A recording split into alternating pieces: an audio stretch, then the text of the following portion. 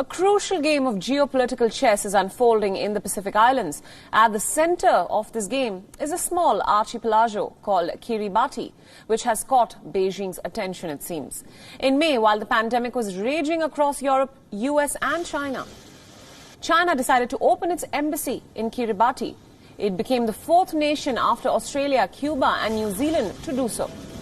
China was able to open an embassy thanks to Kiribati's pro-Beijing president, Taneti Mamao. In September 2019, President Mamao led the campaign to switch Kiribati's diplomatic alliance from Taiwan to mainland China.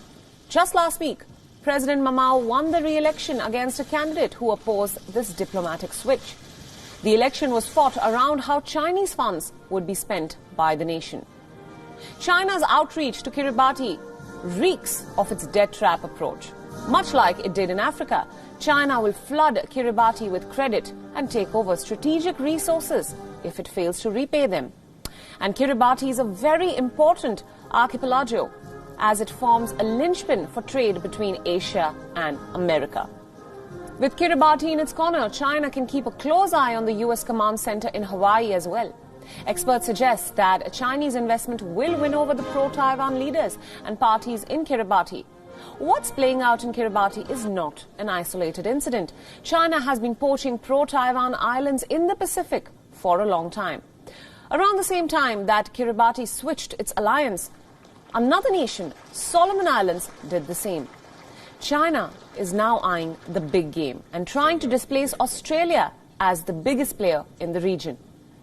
China says that it invested $1.9 million in cash and medical supplies to help the Pacific Island nations combat COVID-19. Many Chinese experts were also on the ground in Fiji and Samoa. This help came in handy in May when 10 Pacific nations backed China's response to the pandemic and hailed its, and I quote, transparency. But displacing Australia remains a distant dream. Canberra says that it has invested $69 million compared to China's $1.9 million to combat COVID-19 in the region. Australian Prime Minister Scott Morrison's Pacific Step Up project is expected to pump in another $1.5 billion of investment into the region. The Pacific countries also want to be part of a proposed travel bubble between New Zealand and Australia. Travelers from New Zealand and Australia account for 51% of the total tourism inflow in the Pacific region. The resumption of tourism is a major demand of the Pacific nations at the moment.